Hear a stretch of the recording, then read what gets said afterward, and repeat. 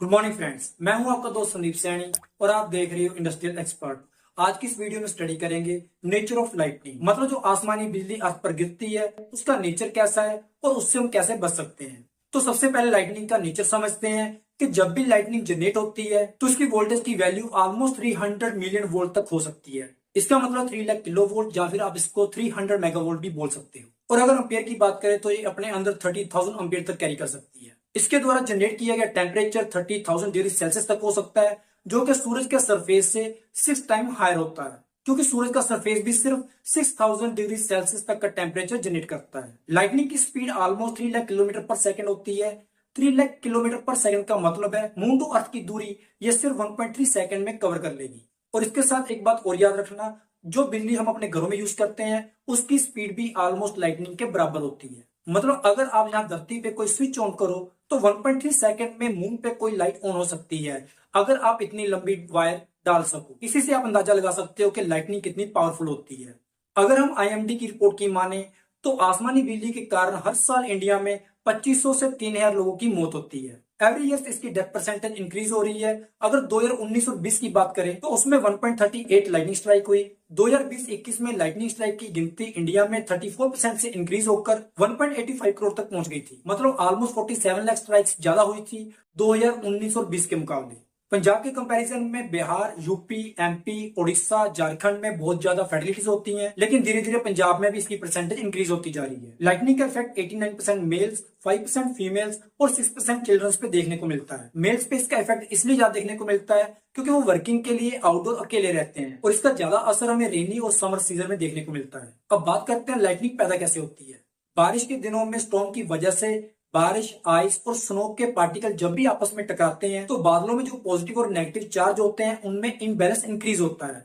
अब ये अनबैलेंसिंग को बैलेंस करने के लिए कुछ इलेक्ट्रॉन्स एक बादल से दूसरे बादल में शिफ्ट होते हैं, जिसे हम क्लाउड टू क्लाउड लाइटनिंग कहते हैं, और कुछ electron cloud to earth travel करते हैं, जिसे हम क्लाउड टू ग्राउंड लाइटनिंग कहते हैं। क्लाउड टू ग्राउंड लाइटनिंग के केस में जब भी क्लाउड में इम्बैलेंसिंग होती है तो पॉजिटिव चार्ज क्लाउड के ऊपरले सरफेस पे होते हैं और नेगेटिव चार्ज क्लाउड के लोअर सरफेस पे देखने को मिलेंगे। सेम ऐसे ही अर्थ पे भी पॉजिटिव और नेगेटिव चार्ज होते हैं। नेगेटिव चार्ज अर्थ के नीचे रह जाते हैं और पॉजिटिव चार्ज अर्थ के ऊपर होते हैं।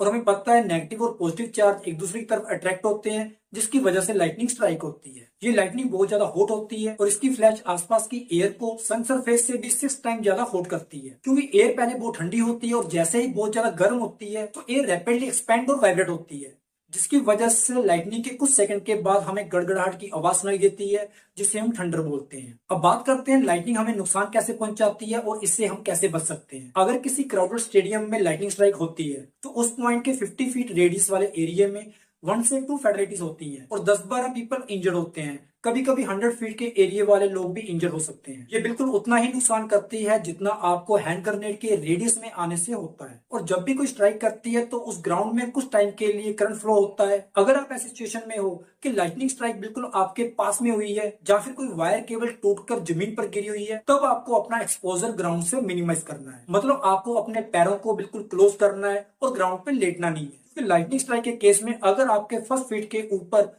वोल्टेज 11,000 केवी है और सेकंड फीट पे अगर इसकी वैल्यू कम होकर 9900 केवी रह जाती है तो आपके फर्स्ट और सेकंड फीट में 100 केवी का पोटेंशियल डिफरेंस होगा। और इसी को बैलेंस करने के लिए करंट आपके फर्स्ट फीट से होकर बॉडी और बॉडी से सेकंड फीट में फ्लो करेगा, जिससे आपकी मौत हो सकती है। कभी भी ऐसे मौसम में भागना नहीं है, क्योंकि अगर आपकी बॉडी पॉजिटिवली चार्ज हो गई तो लाइटनिंग डायरेक्ट ह्यूमन पे भी गिर सकती है। साइड फ्लैश से बचने के लिए किसी भी ट्री के पास या फिर कोई ऐसा शेल्टर जो बड़े पेड़ के पास हो या फिर किसी टॉल ऑब्जेक्ट के पास नहीं खड़े होना चाहिए, क्योंकि अगर कोई लाइटनिंग ट्री के ऊपर गिरेगी तो उसकी फ्लैश आपको भी नुकसान पहुंचा सकती है। ऐसे मौसम में रेलिंग, केबल, फेंसेस या फिर किसी लो कंडक्टर को टच नहीं करना चाहिए। अगर किसी इंसान के ऊपर डायरेक्ट लाइटनिंग होती है तो उसकी दिल की धड़कन रुक सकती है या फिर उसको सांस लेने में प्रॉब्लम हो सकती है। वैसे डायरेक्ट स्ट्राइकिंग 3 से 5% ही होती है, कॉन्टैक्ट केस में 15 से 25%, साइड फ्लैश 20 से 30%, ग्राउंड करंट के केस में 40 से 50% चांस रहते हैं ह्यूमन बॉडी को नुकसान पहुंचने के। इस वीडियो में हमने अभी तक अपनी इंडिविजुअल सेफ्टी के बारे में बात की है। अगर हमें किसी इंडस्ट्री, बिल्डिंग, मॉल या फिर इलेक्ट्रिकल इक्विपमेंट की सेफ्टी चाहिए तो उसके लिए मैं अलग से वीडियो बना दूंगा,